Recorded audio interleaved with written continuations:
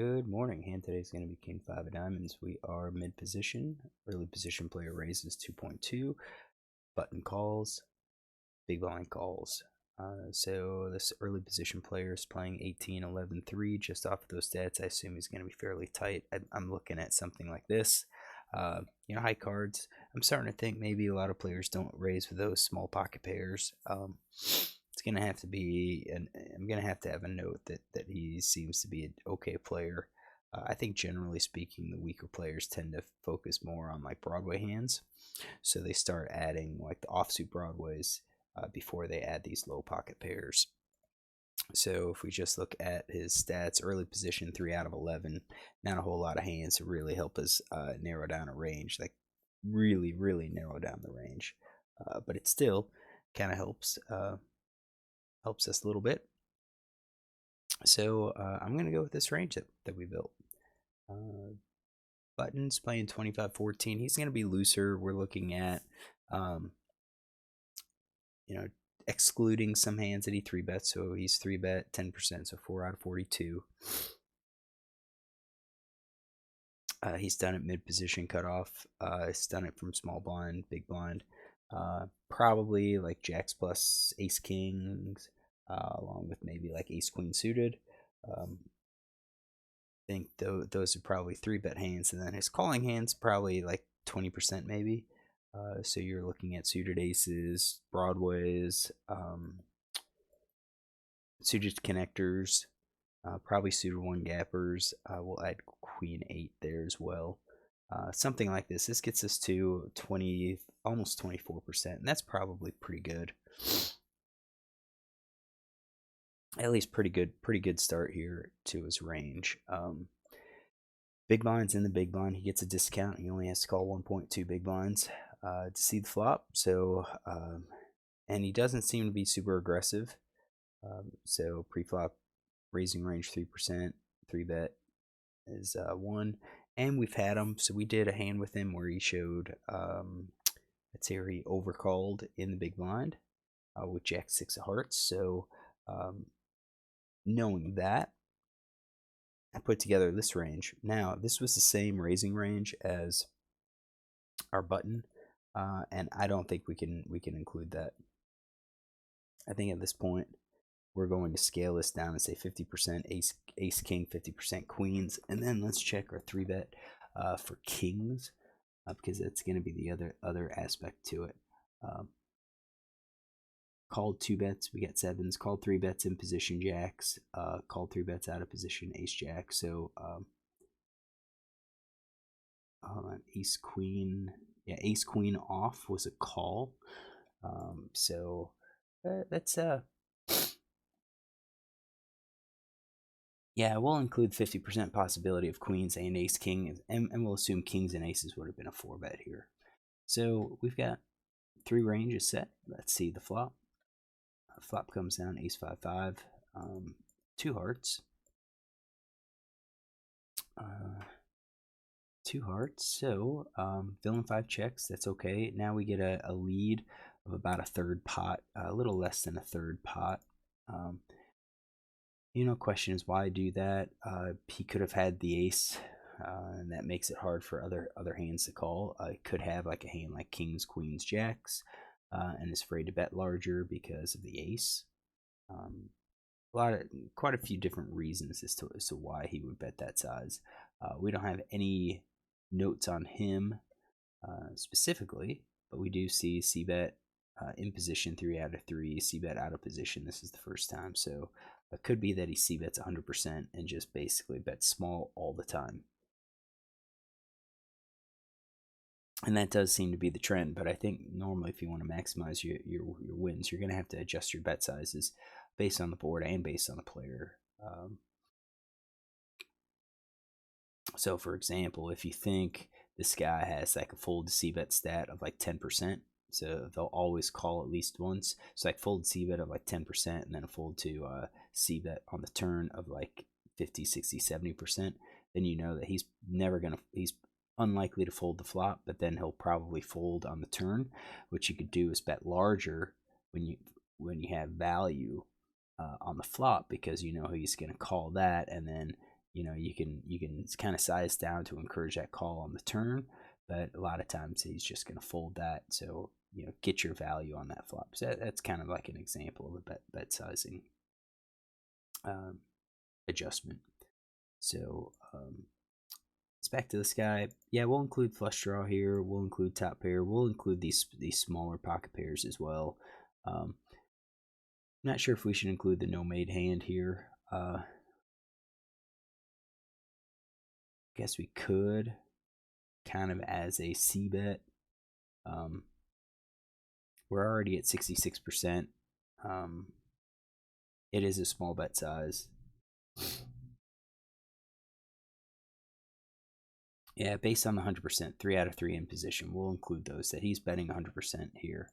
And then we get one caller, so big blind folds. He calls. He's gonna be, I think a 5's probably gonna raise here. He's gonna raise and hope that opponent has an ace. I think he's probably calling all of those pocket pairs and then the flush draws as well. No made hands, I think probably just going to fold. He does have fold to C bet at 0 and then never encounter the turn. We don't really have anything on him, so I'm just going to keep the pair. Turns a 2 of hearts. That adds a complication for our hand reading. So now he sizes up to half pot here. So he bets small, and then he sizes up to half pot. At that point, I think he could still have the draw. We're looking at probably nut flush, maybe the second nut flush draw. I'm not there about the third nut. Those are jacks.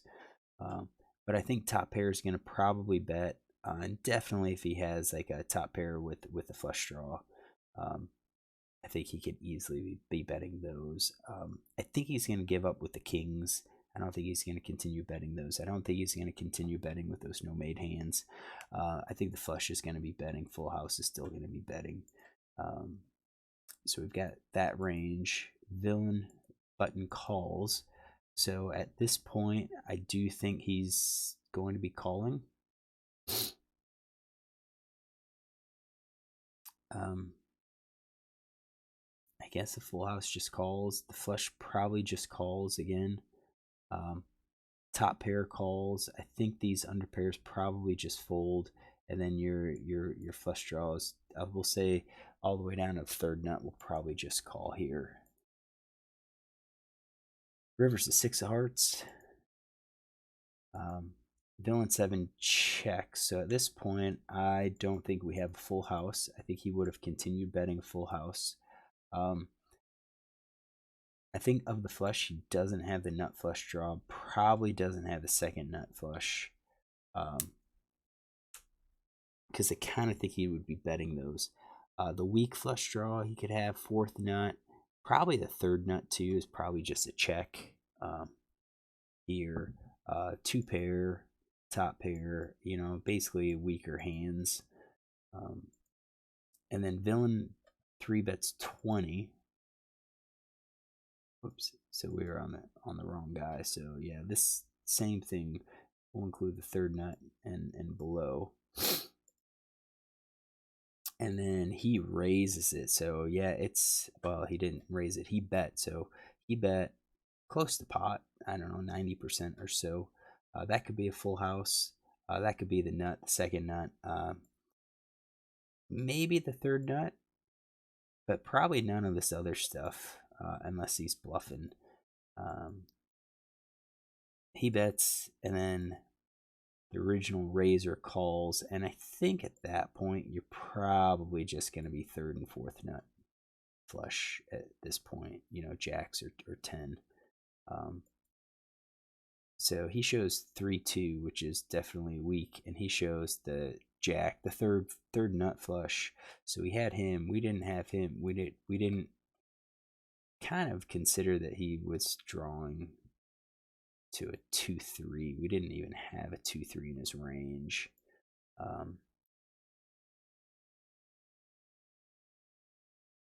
And I didn't really give him credit for betting here after villain checks. So That's interesting. That's interesting. An interesting note. So he call. What was the bet sizing? 2.2. Called EP2. Oops. Called EP2 2.2 big blind RFI on button with 3-2 clubs. He is in position. Called 33%, called 50%, and then bet, we'll say 90% on an ace of hearts, 5 of hearts, 5 of clubs, 2 of hearts, 6 of hearts. All right, so we got him, and let's get this guy's note on here. So RFI 2.2, EP2 with Jack 10 of hearts. He will be out of position, so we will say bet 33%, bet 50%, and then check called 90% on that board. All right, so what do I think of these guys? I think this guy was okay. Raise pre-flop. I like the smaller bet size. I think you're going to do that with ace, ace king, ace queen. You're going to try to encourage some callers. Except here, I see this fold to see bet. He's going to fold a lot. This guy doesn't seem to fold. So, first time I see him, 0 out of 2, 0 out of 2. Maybe I go to like 2/3 with this hand. And I would do the same thing with like the ace X as well, ace king. Go to the larger sizing. With the thought that he would likely call to see at least the turn, and he did. I mean, yeah, he's got a gut shot, so I mean, I can understand the call here. He's gut shot with a backdoor flush draw, and villain's got probably has like king queen king jack hands. If he is c betting about 100%.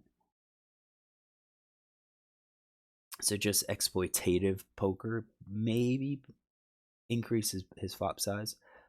He could go half pot there too, and then bet 2/3. That would be appropriate. And then on the river, yeah, you kind of think about if you bet, what hands are going to call you. I think the queen of hearts, king of hearts, first, second nuts are going to probably call or raise. We can check this out. So we didn't consider like betting as a bluff, which is what he did. Betting as a bluff, but if we think about the hands that he would likely call or raise, 25%. If he raises, we're going to be beat. We disregard the third nut, fourth nut maybe. Those are going to be small percentages overall. So kind of think that we're going to get a lot of folds here. So I kind of like his check. He's playing check call. Yeah, check the river. You're really just hoping he's going to take a stab at it with a weaker hand. That once that fourth heart comes out, that we're going to be afraid of it, and maybe fold to a bet. So interesting hand here. Don't really care for the flop call, but I understand it. I understand it because of the king queen queen jack type hands that this guy could be calling. And then on the turn, once you connect it, I think the turn is when you should have folded. So I think we're just going to end here, get this posted. Hopefully you enjoy this. If you do, you can look tomorrow. I hope to do another hand, get it up on a Sunday.